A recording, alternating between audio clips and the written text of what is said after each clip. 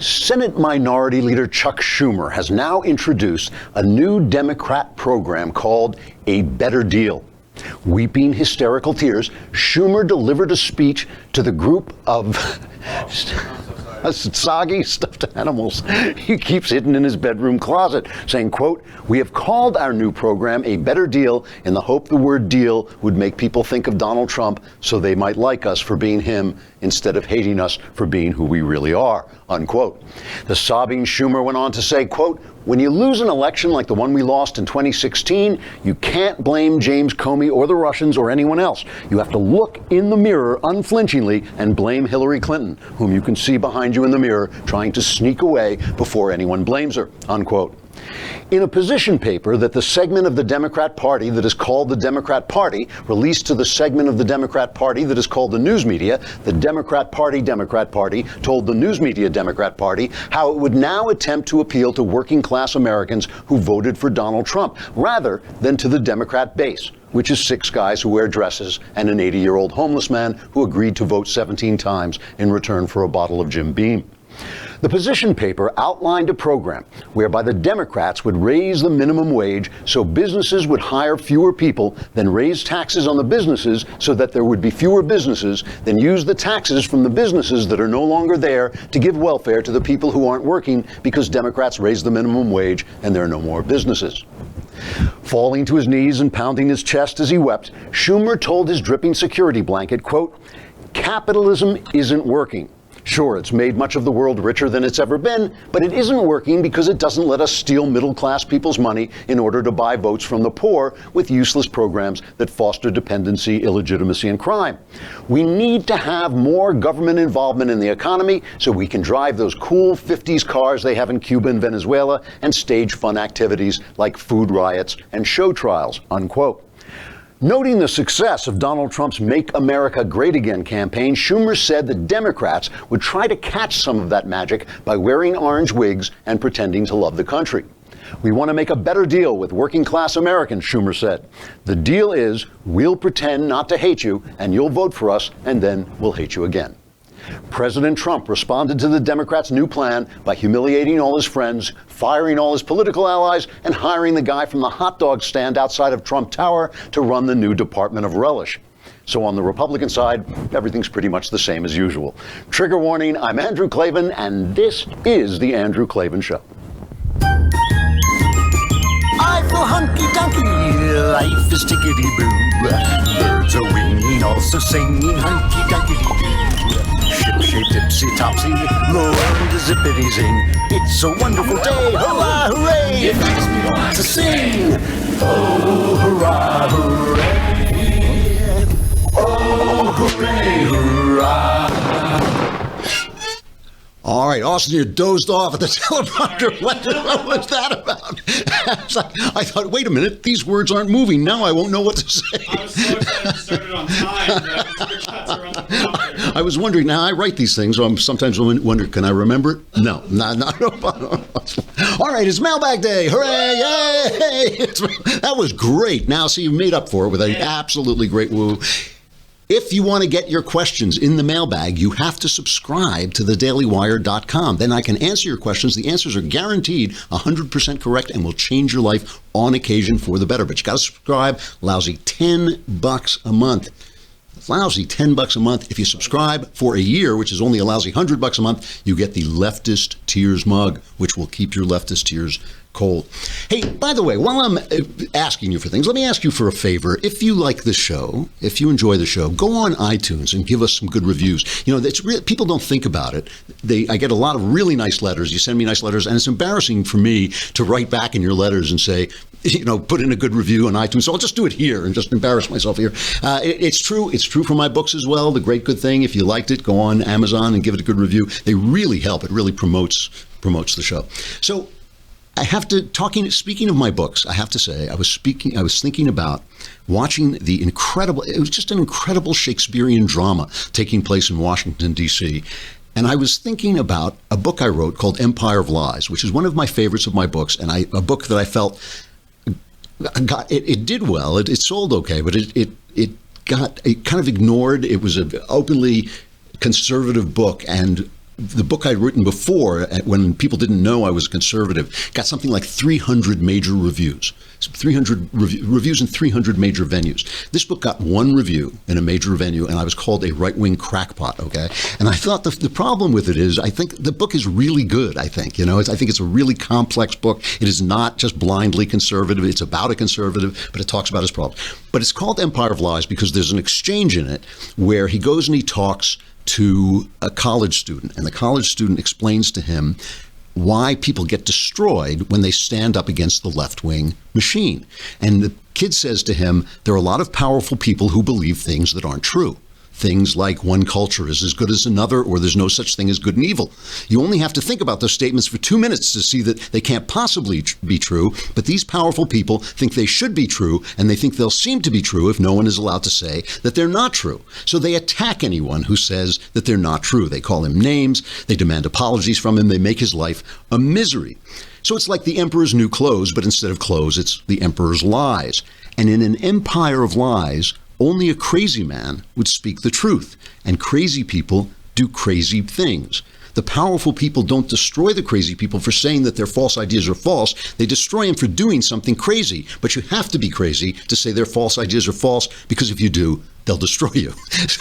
So that is what I couldn't help thinking this about Donald Trump. Donald Trump, the thing that people love about Donald Trump is that he just said the words that we were dying to hear, that we're being told we couldn't say. Islam is associated with terror. How hard is that? It was in front of everybody's eyes, and they were telling us there was virtue in lying about it. Not just that we should lie about it, but that it was virtue. It was good to lie about it. Criminals were coming in from Mexico. We know that all Mexican people aren't criminals, that they're not criminals because they're Mexicans, but we know that people who break the law tend to be criminals, and when they broke into the country, some of these people were criminal people, and if you go into a California prison, a lot of these people are Hispanic, and that's what was happening. And he said the thing that people didn't like. They didn't like their laws being violated. He just came out and said, he called Hillary a crook. That was it. But in order to do that, in order to violate, and remember, again and again and again, the people saying this is the end of Trump's career. Oh my gosh, this is the end. And we kept saying, and people kept saying, no, this is what we like. We like this. I mean, it's the reason why he swept all those more stately statesmen who were running against him away, is because people recognize, and I shouldn't say we, because at that point I didn't, but people recognized that this guy was a bull in a china shop of lies, and all the china was lies, and he was breaking it, and people liked that. But it entails a certain kind of wild hair in the guy that I think, sometimes is great and sometimes threatens what he's trying to do. And yesterday was just so dramatic. We were talking about this a little yesterday. It was part of what we were talking about, that Trump learns stuff, and he's learning how to be president. And part of being president is holding the Republican senators and congressmen's feet to the fire and saying to the people, using the bully pulpit of the presidency to say to people, these guys promised you and promised you and promised you, and now they're not going to do it. And all they were trying to get is a vote to continue debate on health care in the Senate, to open debate on health care in the Senate. So John McCain, I mean, you can't make this stuff up. John McCain, who is in Arizona because he's got a brain tumor, right? And he's got this they had to take a blood clot out, so he's got this big scar on his face. He comes flying back to cast the vote for a bill he doesn't even like. He says he will not vote for it as it is, but he comes flying back. And essentially he makes this speech, and talk about Shakespeare, right? The Senate, the institution of Congress, was leveled by Barack Obama, by polarizing the country the way Obama did. The guy who was supposed to bring the country together, by putting the Republicans in a position where he would not negotiate with them, and he would negotiate and then pull the rug out from under their feet. The only thing they could do was oppose him. And now the Democrats are fighting back, turn around is fair play. Now all the Democrats will do is obstruct and oppose. There's no conversation between what used to be this collegial body. The people, the partisans, the people on the far left and the far right, always would get furious at the Senate because they would negotiate. They would say, "You're reaching across the aisle. You're negotiating with the enemy," you know. But that was the collegial Senate. That's how they got things done. That's gone. So here is this 80-year-old McCain standing in the ruin of this institution that he loved, and it's leveled. And it's just, if you picture it, it's really just like, you know, pillars lying on their side and dust everywhere, light coming in through the broken ceiling. And he makes this speech, this sad speech, where he calls on them to be the Senate that he knew again. So here, let's play a couple of clips of this, because it really was something. Let's start with clip number 6. Our system doesn't depend on our nobility. It accounts for our imperfections and gives us an order to our individual strivings that has helped make ours the most powerful and prosperous society on earth. It is our responsibility to preserve that, and even when it requires us to do something less satisfying than winning, even when we must give a little to get a little, even when our efforts manage just 3 yards in a cloud of dust while critics on both sides denounce us for timidity, for our failure to triumph. I hope we can again rely on humility, on our need to cooperate, on our dependence on each other, to learn how to trust each other again, and by so doing better, serve the people who elected us. Stop listening to the bombastic loudmouths on the radio and television and the internet. To hell with them.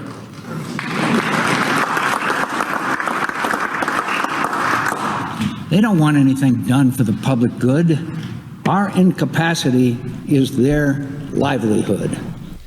So the thing that I find so touching about this, and listen, I have plenty of problems with John McCain. He has always genuinely annoyed me as a politician. But I say this, it's rude to say it. I know we're supposed to say he's fighting. He's probably dying. He's probably dying. He's a tough guy. He knows the score. He knows that like he's up against something where he's got like I said, the survival rates for the kind of brain cancer he has are in single digits. He's he's an old man. He knows what he's looking at. He's not like sitting there thinking, oh, this is the best time of my life. The best is yet to come. He knows what he's doing. This is his valedictory. He came to say goodbye to the Senate, and it's really, really moving. Now, part of what's moving about it is that he's speaking to an institution that no longer exists. It's not that the Senate doesn't exist, but the Senate that he talked about, the news media that he talks about.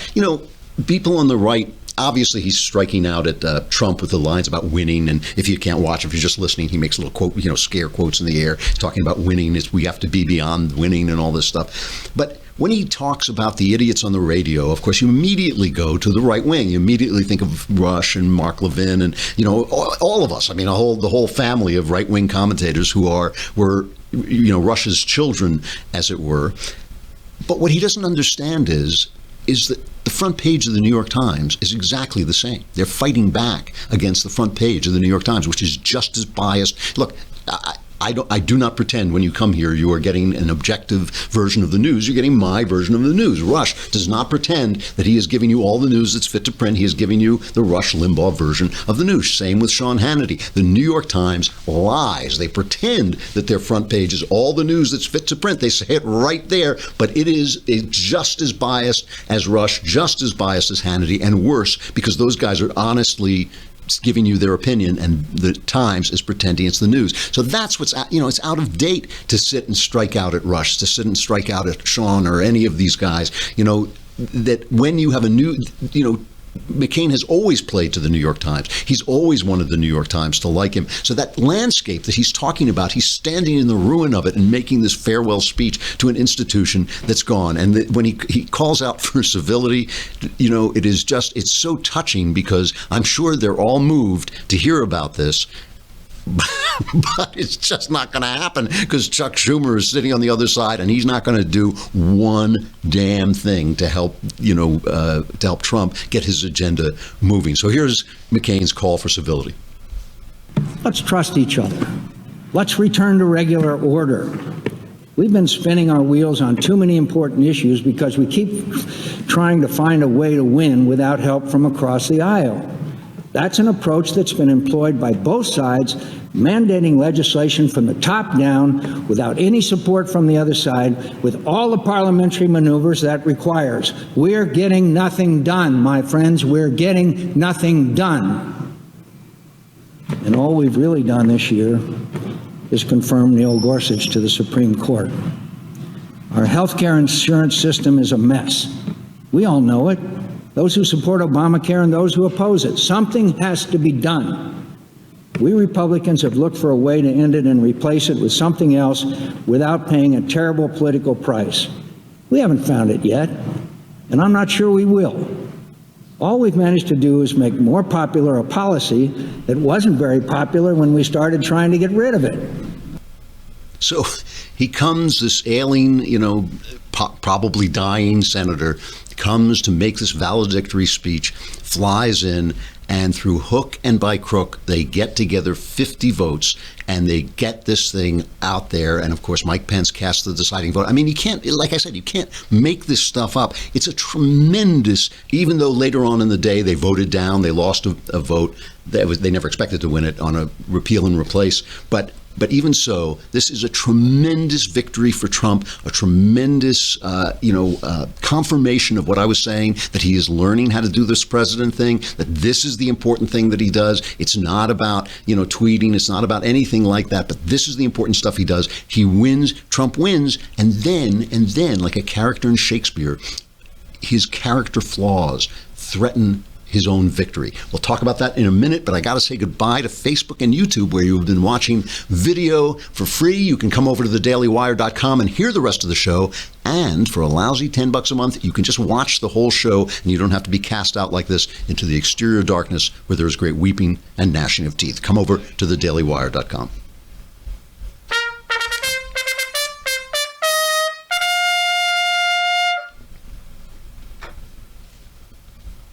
All right, the mailbag is still to come. I should have said that before we signed off, but I forgot. The mailbag is still to come. All your questions answered. Answers guaranteed correct. And that's right. I knew you were trying to tell me something, I never listen to you. That's why. I just try to ignore him and hope that he'll just stop saying things. But in fact, we're going to try and take questions live. If you're there and you want to send in some questions live, we will do our best to see if our new technology can handle this without exploding. If you just see a large flash of light, you've killed us all. But we will try. We do have questions that were sent in already, but we'll also take extra questions.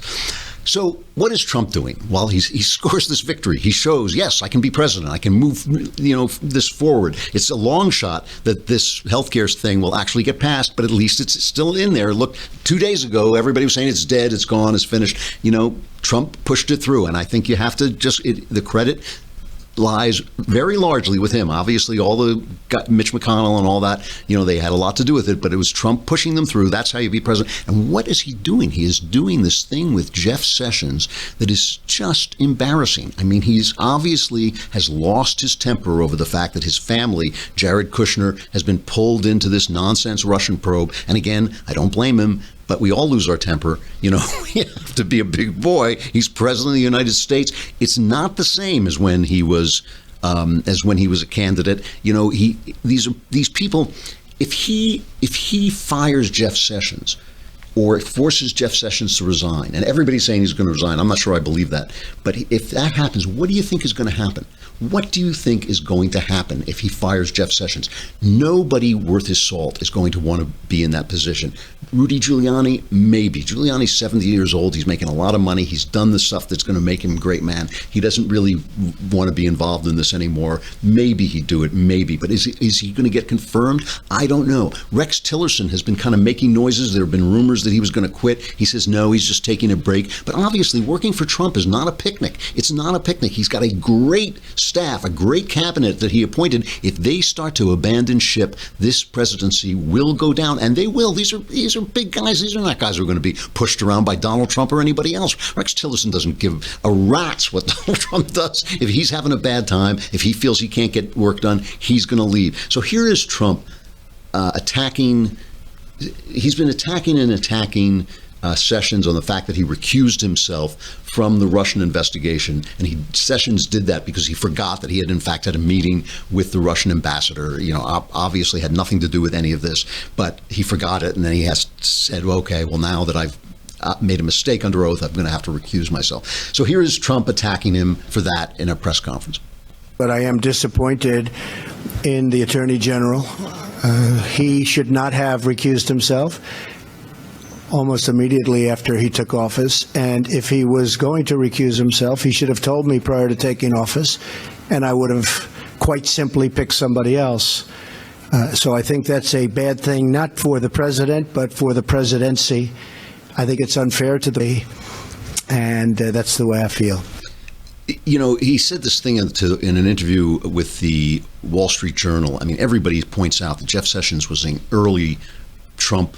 He signed on to the campaign early. He was faithful to Trump when Trump got in trouble with that, Entertainment Tonight tape, whatever it was, where he talked about grabbing women. Sessions stood up for him, stayed in there, formed a lot of his policy. Trump said this in an interview with the Wall Street Journal. He said, Sessions was senator from Alabama. I had 40,000 people at a rally in Alabama. Sessions looks at 40,000 people and he probably says, what do I have to lose? And he endorsed me. So it's not like a great loyal thing about the endorsement. I'm very disappointed in Jeff Sessions. That's a crappy thing to say. It is, it's typical of Trump. It is typical of nasty Trump when Trump is being nasty. But this is a guy who did support him. This is not the opposition. This is not going after Hillary. And this is the other thing he says after saying he didn't want to go after Hillary, which would not be a good idea. I know a lot of people want to see Hillary in prison. Not a happy thing for a democracy to have its candidates go to prison, whether you think she deserves it or not. I think she does deserve it. I think she does deserve it. I don't want to see her go to prison. And now he's attacking Sessions for not cracking down on the leaks, which, by the way, Sessions says he's doing. Sessions is doing a lot of this stuff. He just, the AG doesn't always announce what he's doing, but now he has to announce it so that Trump can hear it's being done. But here he is attacking the leaks. I want the Attorney General to be much tougher on the leaks from intelligence agencies, which are leaking like rarely have they ever leaked before at a very important level. These are intelligence agencies. We cannot have that happen. Many of my views in addition to that, but I think that's one of the very important things that they have to get on with. I told you before, I'm very disappointed, Attorney General, but we will see what happens. Time will tell. Time will tell. So I just find this heartbreaking, that as he is getting better at his job, he is also, like a Shakespeare character, he is also, there's things that he can't change about himself, and that he doesn't really realize that this is not the way the president should treat the Attorney General. And again, forget about whether you think he's right or not. Forget about whether you think Sessions is doing a good job or not. This is not what he should be focusing. He shouldn't be distracting the Senate. He shouldn't be giving the Senate an excuse not to vote on the health care bill. The Senate says, there's so much drama in the White House, we can't focus. These guys, it's natural for them not to want to take political chances. He's got to be hurting them every minute, not talking about this stuff. What really touches me about this also is that Trump was in Ohio and did this rally in Ohio. And, it was the usual Trump stuff. I'm not going to play cuts from that, but I have to read this piece from Selena Zito at the New York Post, who did something that none of these reporters ever do. She went to Ohio. She actually said, is there a place between New York and LA? I thought it was just a black hole. She is reporting on the people turning out for this event. She says the town was on fire. By 1 p.m. on Tuesday, every main thoroughfare downtown was filled with happy people heading toward the Cafelli Center. Folks dressed in red, white, and blue crisscrossed the main grids as vendors sold Make America Great Again ball caps, American flags, and bottles of water. Thousands had filled the gravel parking lot to wait until the doors opened at 4. License plates revealing they had traveled from as far as Indiana, Michigan, Pennsylvania, and West Virginia. She starts to interview some of these people. I am very happy. She talks to Donald Scourin, a retired Youngstown police officer who drove his green pickup truck up and down Champion Street with a wooden Trump Pence sign straddling the bed of the truck. He says, I am very happy with the president's performance so far. He has set the exact tone I was looking for, although I'll be honest, I wish he didn't tweet all of the time, but that is hardly anything to complain about. Skowron said he is encouraged by reading about Trump's constant meetings with industry leaders as well as union and trade members. We have a president, this is Skowron talking again, we have a president invested in trying to navigate between the people who create jobs and the men and women doing the jobs, and how repealing regulations help both. 6 months after Donald Trump was inaugurated as 45th president, he received a hero's welcome in this town. The advance ticket requests of over 20,000 had exceeded the 6,000 seat capacity. This is amazing. Okay, this is after 8 years of listening to, I'm going to tell you which mentally ill child should use which bathroom in your little neighborhood. Okay, so here is Dave Torrance, another interview. He's black. He says he gets his fair share of criticism from folks when they find out whom he supports. He got more when he told them he was driving to see Trump in person at a rally. The man says, they don't understand why I think he is doing okay. They don't think because I am black that I should support him. I am polite about it, but I tell them that politics isn't about color. It's about accomplishments, and I think Trump is doing the right things. He finds them refreshing. He says, I don't care for the hatred directed towards him or the people who supported him. There have been plenty of presidents I did not vote for, but I always want them to be successful so that our country is successful. It's the voice of America you're listening to, and they're waiting for this. They're sick and tired of the Russian garbage. They're sick and tired of the hatred he's getting from the press, and they love that this guy is their voice. He is speaking for them.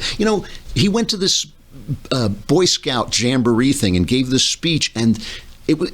the place was rocking. The place was rocking. So the left-wing press is going, oh, it's like a Nazi youth rally. So now you have the left wing calling the Boy Scouts the Nazi youth. I mean, he's got these guys trolled into insanity. He's got them trolled into insanity. If he can keep doing stuff like that, he'll win every state in the union except for New York and California. He has it in his hands, and he may just blow it by alienating the people who are his allies, the guys like Sessions, the guy like Tillerson, the people who he's appointed who were such great appointments. If he alienates them, if he humiliates them, if he treats them like underlings who he can slap around, he will blow this presidency up right on the border of success. It's an incredible drama. It's incredibly entertaining to watch. I hope he succeeds. I hope he pulls himself together. But it is something else. I cannot remember the last time just governing in a free country was this dramatic. The mailbag. There she is. Yeah! All right. Let's see. From Rafe Adler, Big King Klavan. Should be Old King Klavan. I see the world as containing absolute good and evil, but I don't understand the view that good is in charge. Why isn't the universe a battle between good and evil, truth being a neutral absolute power instead of an all-powerful and good God? Wow, that is, I think, Manichaeism, I think that's called, and it is a heresy, and so I'm sorry, Rafe, we have to burn you at the stake.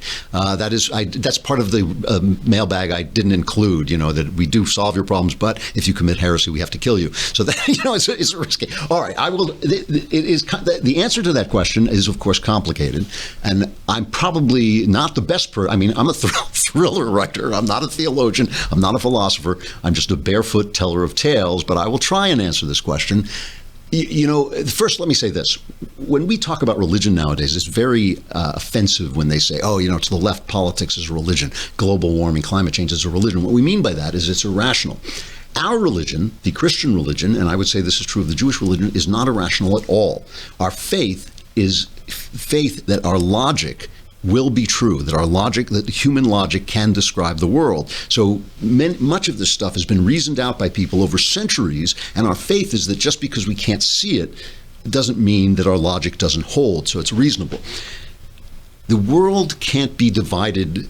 The Manichaean, if I'm right, if that's what it's called, heresy cannot be true. The world cannot be divided equally between good and evil because of what good is, because of the nature, the definition of the word good and the definition of the word evil.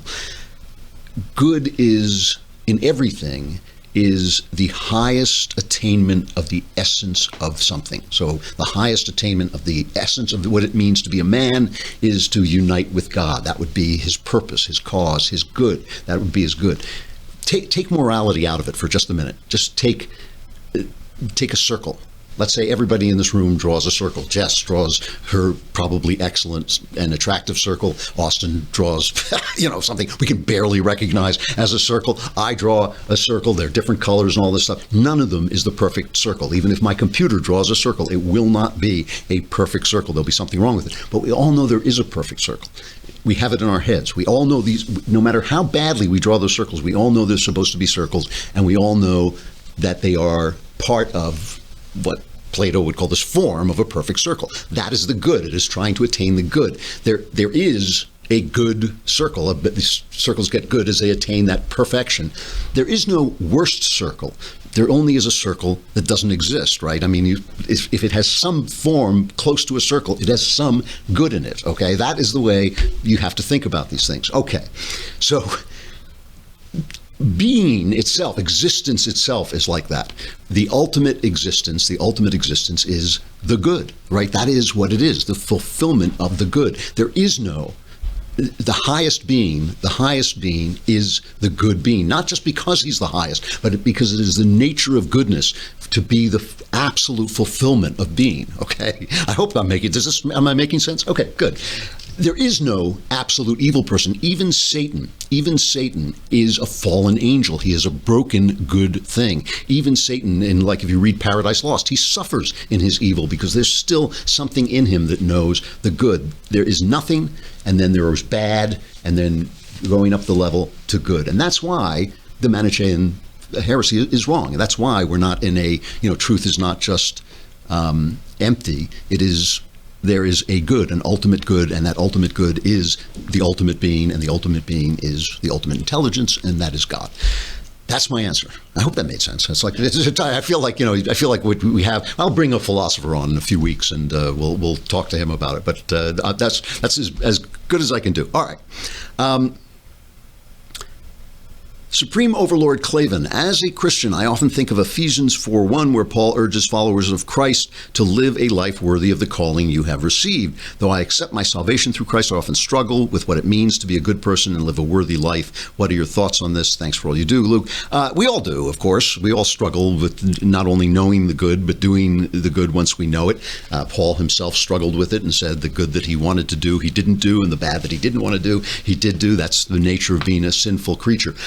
Just try and remember this. The name Satan, if I'm getting this right, means accuser. It is the accuser. He is the accuser. Satan is the one who is in your head when you are tormenting yourself with guilt. Guilt is like pain. It's there for a purpose. It's there to let you know that something is wrong, so fix it. You cut yourself, right? And you say, oh, that hurt. What's wrong? Oh, I've cut my finger. You don't then sit there and say, ooh, the pain. The pain. I think I'll just sit here and think about the pain. I'll live with the pain. You fix your finger, right? You don't hold yourself accountable to the pain. You don't live with the pain forever.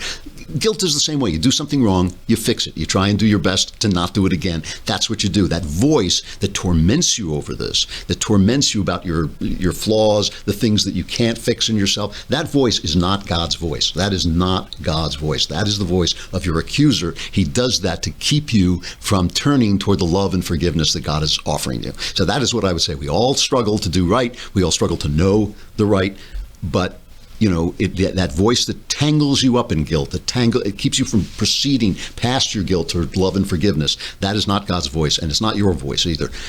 All right, you got an actual live question? I do have a live All right, let's hear it. From Jeremiah. All right. Oh, Klavan, live forever. I appreciate it. Thank you. We know that you're a gamer. Yep. Have you ever tried an escape room?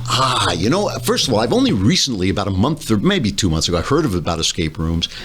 Now, I'm a little bit torn about this, okay? I will tell you why. I love games, and I love escape, right? I think escape movies are some of my favorite movies, like The Great Escape, one of my favorite movies. I love anything where I write these stories. I mean, you write these stories where these guys get in impossible situations. Can they get out? And I always love that Hitchcock scene where the guy is surrounded in a theater and then he shouts fire and everybody panics, and that's how he gets past, every door and all this stuff. Love that stuff. when I'm playing games, I don't like intense pressure. I mean, I live with a lot of pressure, which I accept, and I'm pretty good under pressure, actually. But I don't like it as when I'm playing, and sometimes even when we play party games and things get too competitive, I think, like, do I need this? I mean, I have a lot of competition and pressure in my life. So I'm a little bit torn about it. I'm not actually sure I want to do it. I'm not sure I'd have as much fun, but I kind of love the idea of it. And I've played the iPad games that have those escape things, and I have enjoyed them. So I may do it yet. It does sound kind of fun, I got to admit. All right, let's do one more, and then we'll move on to stuff I like. From Max, Dear Mr. Klavan, I am an aspiring novelist who is also a religious conservative. I want to give up. No, I want to, and inevitably do, incorporate themes which correspond with my beliefs into my writing. My question is, since popular art has become a vehicle for the delivery of leftist ideology, can novels with more right-wing ideas and messages still sell? Thanks, Max.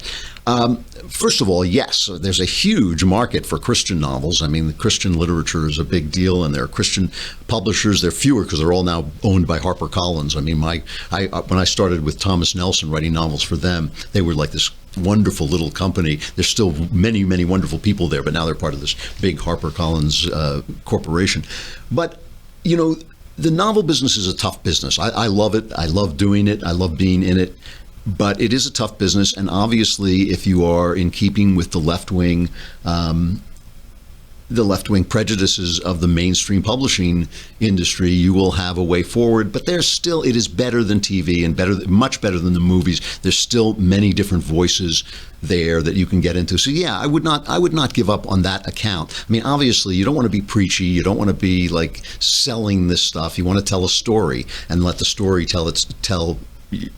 have your values in it, but that is not a reason not to do it. I mean, it's a tough business. It is a tough business, and that will maybe add to the toughness, but it still can be done. All right, let's move on to stuff I like. And I want to do, instead of just recommending stuff this week, I really did get off in this thought yesterday. We were talking about Borges and talking about this idea that we're in a crisis of ideas, and conservatism has to, even if we come back in the future with a new conservatism, it is going to be different simply because of the time that it's in. It's not going to be 1950s. The 1950s are not coming back. Nothing comes back. Everything changes. The change continues all the time. Edmund Burke talked about this, that you want to change in keeping with your traditions. You want to change in keeping with the things that are essentially and always true. But we have deviated from the path. There's no question about it. And what I want to just point out is this deviation has been going on for centuries. And there are one of two ways this can go. The reason I'm returning to something I used to talk about when the show began. I guess it's almost 2 years now since the show began. In Jeremy Boring, the God King of the Daily Wire, we started in his pool house, broadcasting out of his pool house. Now we have these fabulous studios and all this, but we started just doing it with a mic in his pool house. And at that time, I talked a lot about Hamlet. And Hamlet is really interesting. I believe that Hamlet is Shakespeare's reaction to the Reformation. People always say that Shakespeare was not a religious writer. I don't believe that at all. I've done whole shows about how I think he was a religious writer. But it doesn't make any sense that a writer of Shakespeare's genius was living during the time of this Reformation, where people were being burned at the stake for their beliefs, and people were being killed and arrested for reading the Bible in their native language and stuff like that. It doesn't make sense that he wouldn't write about that wouldn't inform the way he thinks. And one of the things, Hamlet is the story of a man, it's based on another play called Hamlet, in which a guy is told his father's ghost comes and says, I was murdered, you have to avenge my murder, and Hamlet goes and avenges his murder. We don't have that play, but we know that's what it was about. Shakespeare writes a play in which the ghost comes to Hamlet and says, you have to avenge my murder, and Hamlet goes, well, how do I know that this is really a ghost? How do I know that this was really murder? How do I know that this was what I'm supposed to? He can't make up his mind. Well, why? What happened? And one of the things about Hamlet is he goes to school in Wittenberg in Germany. Even though the play takes place before the Reformation, takes place in some dark, backward time, Shakespeare never cared about that. He never cared about anachronism. And he goes to school in Wittenberg, which is where the Reformation began. It's where Martin Luther nailed his 95 Theses up on the cathedral door. So I believe that this is Shakespeare saying this play is about what happens when the monopoly on truth that is owned by the church, when the authority of absolute truth that we had in the church disappears. What happens? How do you make up your mind? How do you know it's true? Now you're just living out of your own head. How can you know where the truth lies? And in this famous speech, this is Mel Gibson, in a great movie, he cut a 4-hour play down to an hour and a half, and it really works, and it's one of the best Hamlet performances I've ever seen. Mel Gibson talks about the fact that his mood changes everything. The very nature of the world seems to change with his mood. So here's this speech. I have of late, but wherefore I know not, lost all my mirth, forgone all custom of exercises. And indeed, it goes so heavily with my disposition that this goodly frame, the earth, seems to me a sterile promontory.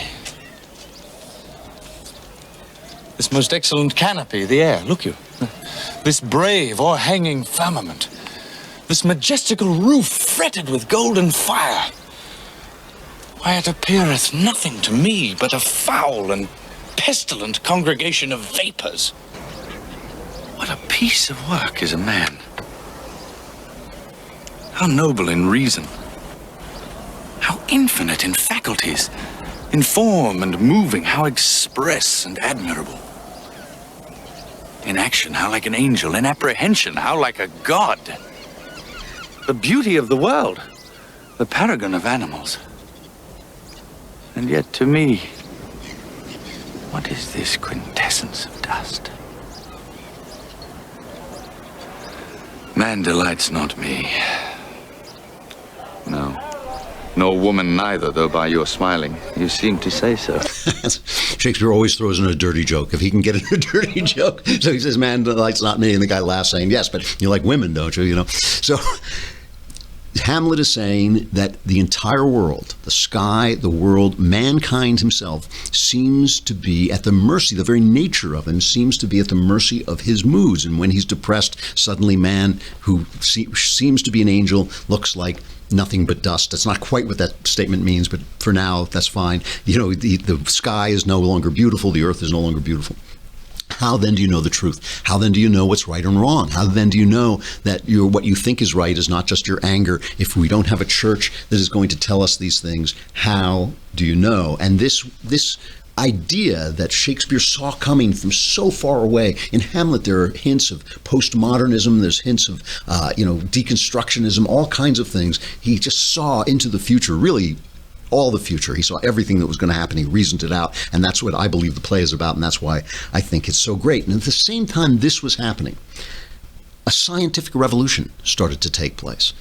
And in that scientific revolution, man and man's perceptions began to be disproved. It seemed like the earth stood still, or that the earth was at the center of things. It seemed like the sun moved around the earth. Turned out, nope, it was the earth moving around the sun. That was the Copernican revolution. That was why Galileo and the church got into it over this. That's not actually entirely why, but it doesn't matter. The thing is, it was changing where man was. The only truth that you could count on was the truth that you could measure, was science's truth. And the idea was basically that man's perceptions now were unreliable, and the only real truth was physical truth, measurable truth, the distances between things. And the soul got relegated to this kind of ghostly place. This was Descartes. It was Descartes who said this, who talked about basically the soul. He turned the soul into a ghost in the machine. Those are not Descartes' words, but what somebody said. And that's what we've been fighting about. We fight about whether there's a ghost in the machine. Of course there's not a ghost in the machine. People before the scientific revolution did not think that's what the soul was. They thought the soul was the nature of being alive. It was the very fact of what you were when you were alive. And so you could have a soul, but it didn't have to be some ghostly thing. Anyway, The scientific revolution was so successful that this idea took hold, even though it makes no sense. And what I have been arguing is that the sense that it doesn't make is now coming to an end. The fact that we are now saying things, people are sitting there going, well, we don't really exist. We have no self. We have no free will. We're going to learn every piece of machinery that makes every decision for us. All these things are untrue, and they are going to be disproved, but they are being disproved as we speak. The very nature of reality has suddenly become connected to the observer in quantum physics and things. The logic of the scientific revolution that took place back in Shakespeare's time is falling apart. And the logic of there not being a moral reality, a spiritual reality, is also, I believe, falling apart. But as we rediscover that reality, I do not believe we're going to go back to 13th, 14th, 15th century theology. I don't believe that's going to happen. And what we have to be talking about is what is, just what we were talking about earlier on, what is the good of man in the modern world? What does sin look like in the modern world? What is right and wrong, and and who is going to decide, and how can we decide, and how does the reason of guys like Aristotle and Thomas Aquinas, how does it apply to the new world? I'll talk about this a little bit more tomorrow, I hope, if we get to it. We have a guest tomorrow. Oh, we have a priest on tomorrow. Great. We have Patrick Coffin. I want to say Coffin. Is that his name? Let me just make sure. It is Patrick Coffin. Yeah, the priest. We'll talk to him about sex. We'll talk to him about a lot of this stuff. I'm Andrew Klavan. This is the Andrew Klavan Show. We'll be back again tomorrow. Be there.